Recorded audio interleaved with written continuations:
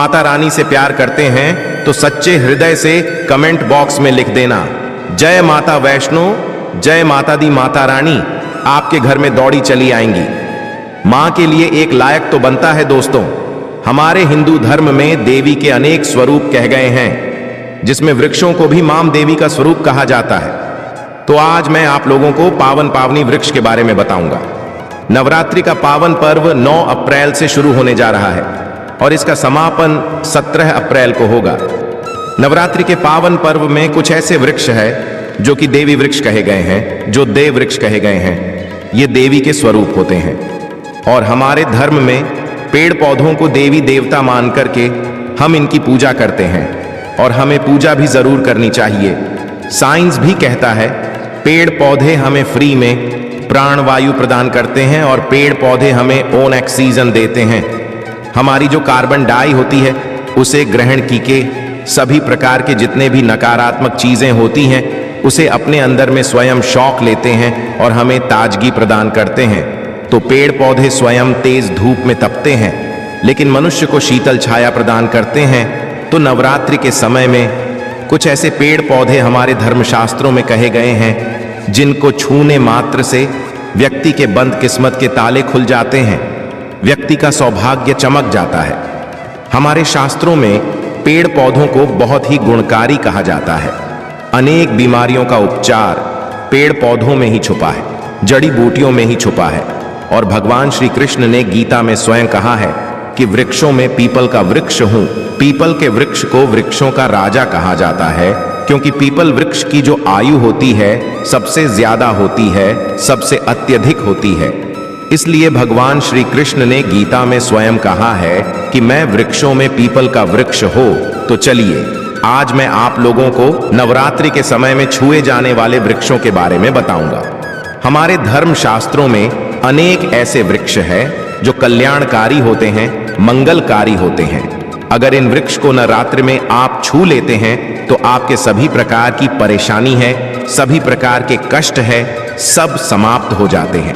खास करके नवरात्रि के समय में को शक्ति का पर्व कहा जाता है, जो मनुष्य को शक्ति प्रदान करता है, सिद्धि की प्राप्ति होती है। शक्ति पर्व क्यों कहा जाता है? क्योंकि इस समय अचेत जो वस्तु होती है वह भी चेतना युक्त हो जाती है। अर्थात इस समय जो शक्ति हमारे धरती लोक में आ जाती है। नव दुर्गा को क्या बोल सकते हैं? हम शक्ति बोल सकते हैं। तो माता रानी इस धरा पर आती है, इस पृथ्वी लोक पर आती है। तो जितने भी पेड़ पौधे हैं, जीव जंतु है, चल अचल, सभी प्रकार की जो वस्तु है, इन सब में प्रो आ जाते हैं। इन सब में शक्ति निहित हो जाती है, जागृत हो जाती है। तो इस समय कोई भी पेड़ पौधे को जाकर के छूते हैं, खास करके देवी स्वरूप कहे गए हैं। दोस्तों, भगवान श्री कृष्ण वास्तुशास्त्र का विशिष्ट ज्ञान रखते थे। उन्होंने समय समय पर धर्मराज युधिष्ठिर को वास्तुशास्त्र का ज्ञान दिया। यह ज्ञान समस्त मानव जाति के लिए अत्यंत महत्वपूर्ण और कल्याणकारी है।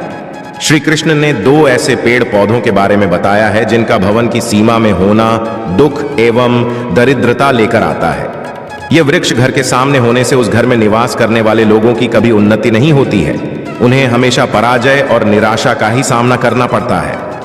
दोस्तों, वास्तुशास्त्र के अनुसार वृक्ष तथा पौधे हमारे भवन की सुंदरता को बढ़ाते अवश्य है, साथ ही यह वातावरण को शुद्ध रखते हैं। वृक्षों से सकारात्मक ऊर्जा का संचार होता है जो हमारे जीवन के लिए अत्यंत आवश्यक होती है। वृक्ष नकारात्मकता को कम करके वातावरण को अधिक सकारात्मक बनाने का कार्य करते हैं। घर के सामने शुभ पेड़ पौधे लगाने से घर में बरकत आती है। साथ ही यह पेड़ पौधे कई प्रकार के वास्तु दोषों को नष्ट करते हैं। घर के आंगन में खड़े वृक्ष देवताओं के समान हमारे घर की रक्षा करते हैं। इसीलिए हमारे पुराणों और शास्त्रों में भवन की सीमा में कुछ शुभ वृक्षों का रोपण करने की सलाह दी गई है। आज हम जानेंगे हमारे घर की सीमा में कौन से वृक्ष तथा पौधे होने चाहिए और कौन से वृक्ष नहीं होने चाहिए। जैसे कुछ वृक्षों को शास्त्रों में शुभ बताया गया है, उसी प्रकार से वास्तुशास्त्र में अशुभ वृक्षों तथा पौधों का वर्णन मिलता है। इन वृक्षों का घर की सीमा में होना अशुभ और अमंगलकारी होता है। यह वृक्ष घर के सामने होने से दुख तथा दरिद्रता का ही सामना करना पड़ता है। इन वृक्षों के सानिध्य में रहने पर धन का नाश होता है, शत्रुओं में वृद्धि होती है, मनुष्य अपना मान सम्मान तक खो देता है। इसीलिए यदि आपने भी जाने अनजाने में अपने घर के आंगन में अथवा घर के अंदर ऐसे वृक्ष तथा पौधे लगाए हैं तो बिना देरी किए उन्हें तुरंत हटा देना चाहिए। तो चलिए जान लेते हैं मनुष्य को कौन से पेड़ लगाने चाहिए और कौन से नहीं। सबसे पहला है पीपल का पेड़। किसी जलाशय के समीप पीपल का वृक्ष लगाने वाले मनुष्य को जो फल मिलता है वह सैकड़ों यज्ञों के समान होता है। जब पीपल के पत्ते उस जलाशय में गिरते हैं तो वे पिंड के समान होकर पितरों को तृप्ति प्रदान करते हैं।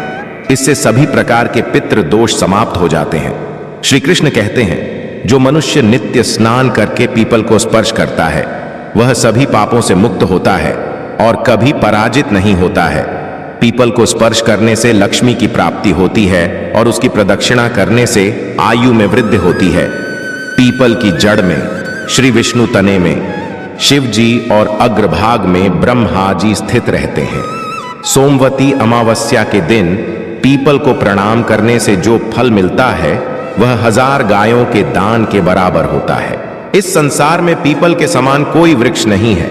साक्षात श्री हरि इस वृक्ष के रूप में पृथ्वी पर विराजमान है। पीपल के वृक्ष को चोट पहुंचाना अथवा उसकी पहली तोड़ना महापाप माना गया है। ऐसा मनुष्य एक कल्प तक नरक में रहता है और जो पीपल को जड़ से काटता है उसका कभी नरक से उद्धार नहीं होता है। दूसरा है आंवले का वृक्ष। श्री कृष्ण कहते हैं, आंवले का फल समस्त लोकों में प्रसिद्ध और परम पवित्र है। आंवले को लगाने से स्त्री और पुरुष जन्म मृत्यु के बंधन से मुक्त हो जाते हैं। यह पवित्र फल भगवान विष्णु को अत्यंत प्रसन्न करने वाला एवं शुभ माना गया है।